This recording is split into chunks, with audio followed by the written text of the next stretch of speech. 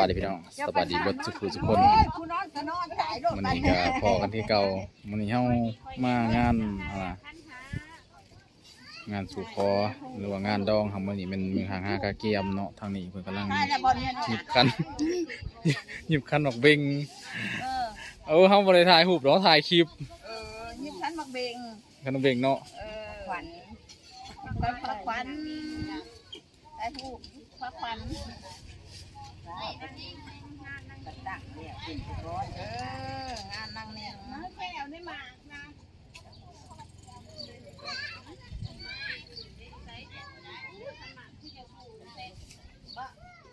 อย่างบงมันถุยนั่นมันจะไม่เอาดำๆท่านนี่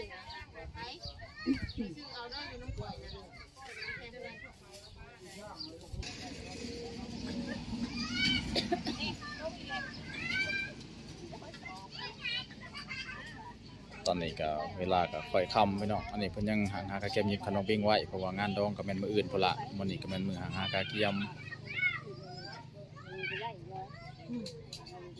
ส่วนทาง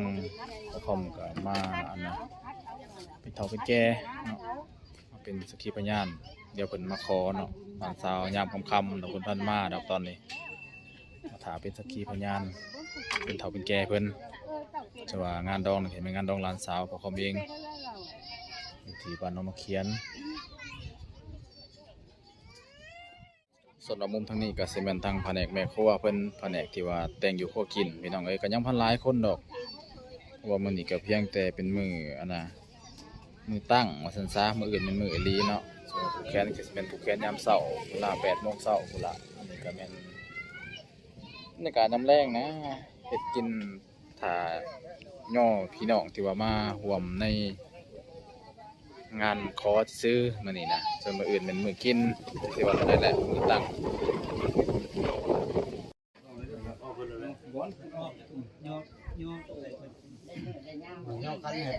แต่เพิ่นเหล่าเว้ยมีเหล่าไม่ใช่นั่นนี่มีเหล่าเลยเหล่าเลยเหล่าตรงนั้นเหล่าไม่หมดเหล่าตรงนี้มีอะไรนะมีอย่างนี้ปืนบังชิกรปืนบังชิกรก่อนป่ะบอสเฮ้ยทางอย่างนี้ถามมันคันเราไม่ใช่เราแล้วจะเราเรียกจะ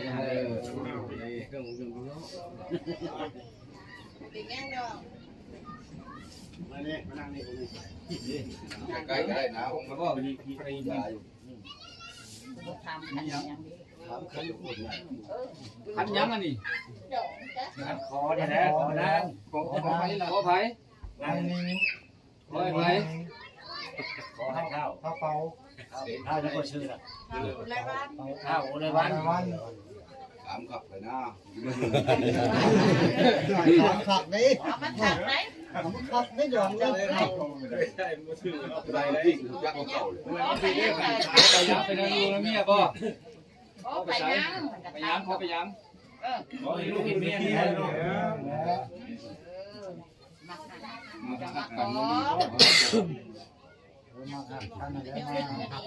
ฉากมาแปลงมันจะชูฮาป่ะมาชูยูฮาเสี่ยวเนี่ยเขาป่วยเนี่ยฮะก็เลยชูข้อเดียวก็ได้ไปใช้ได้หรอซึ่งไปไม่บดเนี่ยยังที่ตัวตะกอนบดตะกัวตัวกัวเขาบอกเบิ้งแหละอันบอกก็ยังบอกเจ้าสมบูรณ์ใหญ่ผมแพ้เบิ้งก้อนยัง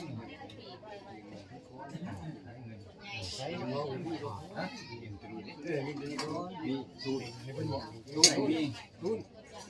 เย็นใส่เย็นนี่คุณไม่ใส่เย็นเราเย็นนี่เป็นโลเป็นโลของเราอยู่คนใกล้ๆขนาดเป็นพี่จะลงไปคู่หนึ่งเที่ยคู่หนึ่ง เมื่อไรที่ที่นี่เขาเจ้าเคยทั้งนั้นเขาได้เขาก็ได้คุณจะเอาเงินเงินไทยเขาเปล่าเงินถ้าช่วยกันว่าได้ปันกันได้พอได้แล้ว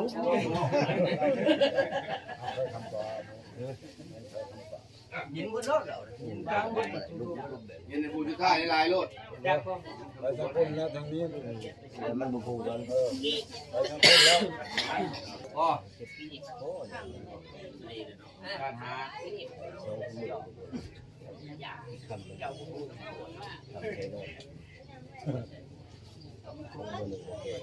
เรือชงกระเจ้าขึ้น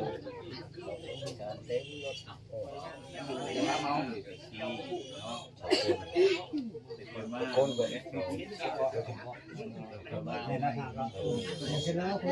ครบแล้ว แล้ว ครบ ลิ้นนะเอาเลยภาพอ่ะ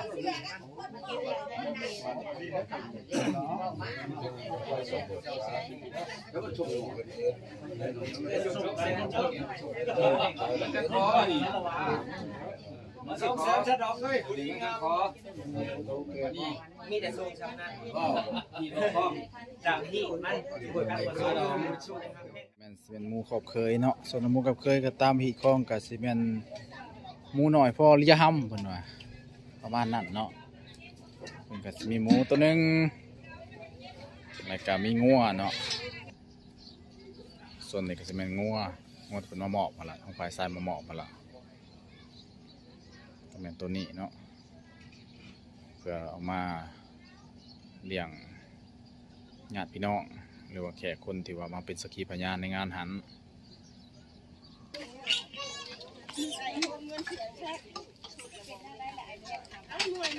หลังจากนั้นก็หลังจากพอแล้วเพิ่นก็สิได้แต่งพระเข่าย่อแขกหรือว่าย่อดองทั้งนั้นกระดองทั้งนี้พร้อมเพราะตอนนี้ก็เป็นช่วงตอนค่ำพี่น้องกินข้าวแรงเลยพอเพิ่นมาค่ำเด้อันใดอีหยังจังว่าบ่เห็นดอกเพ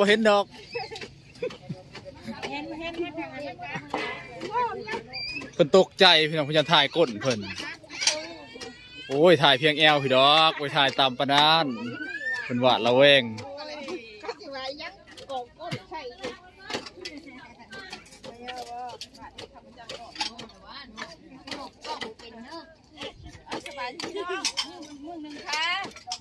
ครับเพิ่นเป็นฝ่ายฝ่ายเสิร์ฟอาหารเพิ่นบ่มีว่างมือเพิ่นบ่ว่างข้างหนึง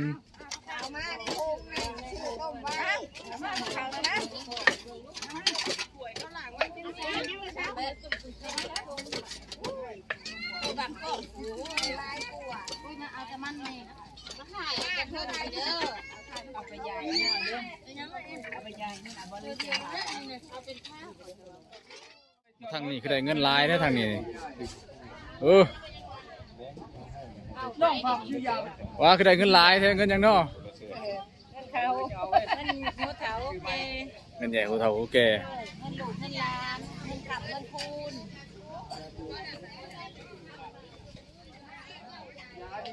เพิ่นเป็นผู้ยายเงิน